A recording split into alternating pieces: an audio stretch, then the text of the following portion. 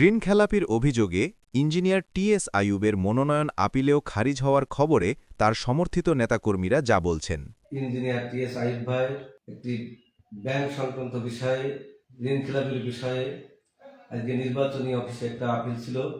সেই আপিলটা নির্বাচন কমিশন কোর্টের মাধ্যমে ফিরে আসার জন্য তিনি কোর্ট আপিল করেছেন। আমাদের প্রিয় নেতা, প্রিয় ভাইরা আমার, ইঞ্জিনিয়ার টিএস আইয়ুব ভাই দীর্ঘ 27টি বছর অভয়নগর, বাগারপাড়া, বসুন্ধিয়া নির্বাচনী এলাকার এই জনপদে খেটে খাওয়া মানুষের পাশে এবং তার নিজের অর্থায়নে দীর্ঘ 27টি বছর বিভিন্ন রাস্তাঘাট, মসজিদ, মন্দির তার নিজের অর্থায়নে তিনি সহযোগিতা করেছেন এবং এই ফ্যাসিস্ট খুনি হাসিনার দীর্ঘ 17টি বছর অভয়নগর, বাগারপাড়া, বসুন্ধিয়া সাধারণ মানুষের তিনি পাশে থেকে এই এলাকার বিএনপি নেতাকর্মীদের তার নিজের অর্থায়নে তিনি হাইকোর্ট থেকে শুরু করে জজ কোর্ট, নিম্ন কোর্ট এবং জেলখানা থেকে আমাদের নেতাকর্মীদের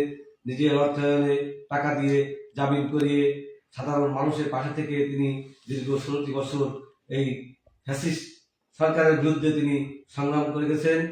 প্রিয় ভাইরা আমার, আপনারা ইতিমধ্যে জেনেছেন আমাদের প্রিয় নেতা বলেছেন আর মাত্র 4টি দিন, অর্থাৎ 16, 17, 18 তারিখ পর্যন্ত আপনারা অপেক্ষা করুন। ইনশাল্লাহ আমাদের প্রিয় নেতা বীরের দর্বে ধানের শীষ নিয়ে আমাদের মাঝে ফিরবেন, এই আশা আহ্বান রাখি।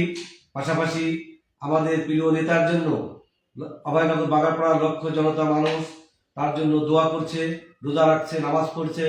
ইনশাল্লাহ এই দোয়া আমরা মনে করি বিফলে যাবে না এবং আপনারা সবাই আমাদের প্রিয় নেতার জন্য দোয়া করবেন। একটি ঋণ খেলাপি মামলায় ঢাকা ব্যাংকের, আপনারা জানেন, এই মামলাটা ষড়যন্ত্রকারীদের কারণে এখনো পর্যন্ত মামলার রায় ওনার পক্ষে আসে নাই। আমরা আশা করছি আগামী 16 এবং 17 তারিখের মধ্যেই আমাদের প্রিয় নেতা ইঞ্জিনিয়ার টিএস আইয়ুব পক্ষে নির্বাচন কমিশন এবং কোর্ট তার পক্ষে রায় দিবে এবং উজ্জীবিত হয়ে বাগারপাড়ার বাসী সবাই আবার ভোটের মাঠে থাকবে। আমরা ইতিমধ্যে লক্ষ্য করেছি, আপনারা জানেন, বাগারপাড়ার মানুষের যে আর্তনাদ, যে কান্না, একটা নেতার প্রতি তৃণমূল কর্মীদের যে ভালোবাসা, সে ভালোবাসার বহিঃপ্রকাশ বাগারপাড়ায় আমরা দেখতে পেয়েছি। বাগারপাড়ায় ইঞ্জিনিয়ার টিএস আইয়ুবের প্রতি মানুষের যে ভালোবাসা, সেটা আজকে মানুষকে না দেখলে বোঝা যায় না। অনেকে অর্থ ও মানত করেছেন, অনেকে নামাজ মানত করেছেন, অনেকে রোজাও মানত করেছেন।